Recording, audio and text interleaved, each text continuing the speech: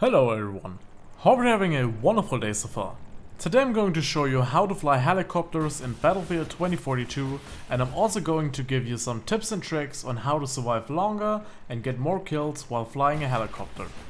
If you enjoyed the video, make sure to leave a like and subscribe to my channel for more Battlefield content. But for now, let's get right into the video. Battlefield 2042 comes with 3 different helicopters. The Mi-240 Superhind, which is useful for transporting troops. Unfortunately, the pilot does not have any option to shoot with his helicopter. The Ka-520 Super Hokum and the AH-64GX Apache Warchief are basically the same. The only noticeable difference is the design, and that the Ka-520 is used by the Russians, while the Apache is used by the US. Both are equipped with rockets and missiles that automatically lock on enemy vehicles when you are in range. The Ka-520 and the Apache are super useful for destroying aircraft and ground vehicles, while also being able to eliminate enemy infantry. Both are capable of transporting another person that is also able to shoot. And the last helicopter, called the MD-540 Nightbird, which is equipped with a minigun and missiles, is perfectly made for eliminating enemy infantry and light vehicles. It is also possible to destroy tanks and aircraft with it, but this takes longer and is more difficult than using the Ka-520 or the Apache to destroy them. The Nightbird can transport up to 3 people, 1 spotter and 2 passengers. None of them except the pilot is able to shoot. The Nightbird is also a lot faster and way more maneuverable than the Ka-520 or the Apache. But the Nightbird only takes 2 rockets from helicopters until it's destroyed, while the other 2 can take up to 3 rockets until they are destroyed. Another thing that I should mention is that neither the Ka-520, the Apache or the Nightbird are just made for the purpose I just explained. Their weapons can be changed as soon as you reach the amount of kills needed, and with that you can use the Nightbird with missiles that lock onto enemy vehicles, the Ka-520 or the Apache with rockets that function like the ones from the Nightbird, which are very efficient against enemy infantry. Just try to level up each helicopter and see which of the guns works best for your needs. If you have never flown a helicopter before, try turning off the invert vertical look for aircraft option in your settings. With this off, left will be your left and right your right, and so on. Inside the helicopter, make sure that W and S are your most important keys for flying. W means upwards, S downwards, A and D for left and right. As soon as you press W or S, you will notice that the helicopter is going upwards and downwards. At this moment your mouse becomes pretty important and useful. As soon as you move your mouse downwards, your helicopter starts to tilt forwards. To stop hitting the ground and still going forward, press the W key. Your helicopter will then start to move forward, but stays at almost the exact height. The same goes for S, A and D.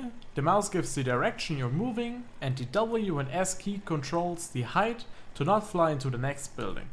If you're new to flying helicopters in Battlefield or in video games, I would recommend to train the basics either against bots in co-op or alone on a Battlefield Portal server before trying your skills against real players. Pressing C inside the helicopter allows you to change the camera angle and gives you a POV of the pilot inside the cockpit. In my opinion, this is pretty useful when locking your missiles onto enemy tanks and aircraft, but I also use it from time to time to get a better viewing angle. Holding the right mouse button allows you to zoom in, which will give you a better perspective about what's going on in front of you, while staying in third person. The keys 1 and 2 can be used to switch between your primary and your secondary weapon. Alternatively, you can scroll your mouse wheel to switch weapons. To shoot them, you can either press or hold your left mouse button or the spacebar.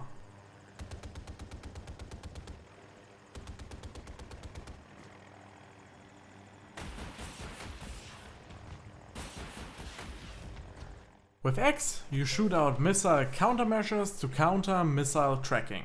And when unlocked, you can press G to automatically start repairing your helicopter. When it comes to attacking enemy infantry, you can try to fly directly above them, get 1 or 2 kills, turn and do the same thing again.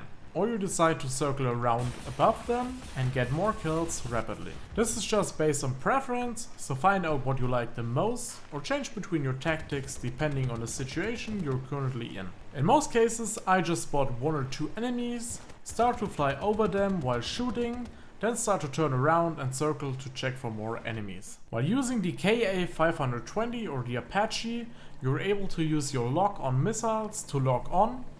Simply switch to your secondary weapons and get in range of the vehicle you want to lock them on.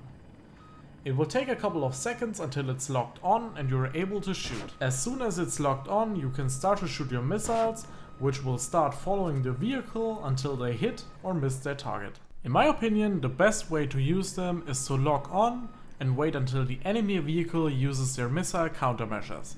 After they use it, it can take a couple of seconds until you can lock on again. And as soon as it's locked on again, you can start shooting.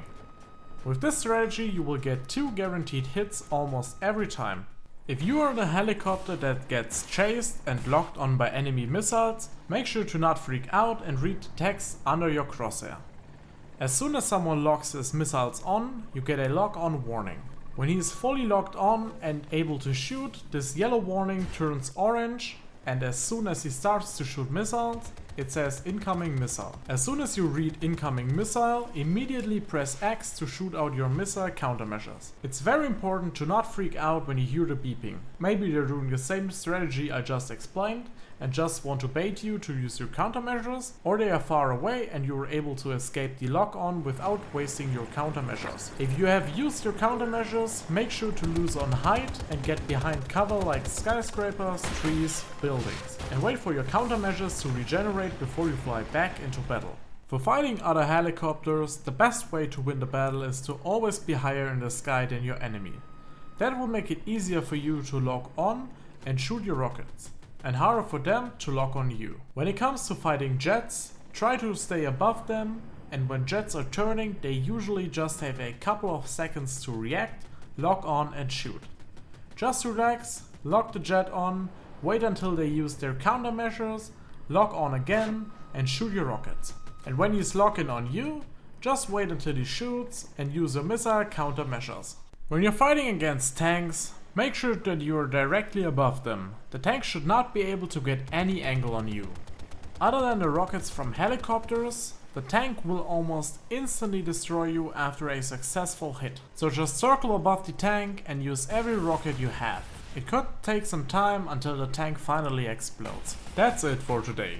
If you enjoyed the video, I would really appreciate if you liked the video and subscribe to my channel. If there is anything you want me to explain about Battlefield 2042 in another guide, let me know in the comments down below. And if you want to learn and watch more about flying techniques and helicopter gameplay, make sure to check out my YouTube channel for gameplay videos or tune into my live stream on twitch.tv/Syrekx with 2x.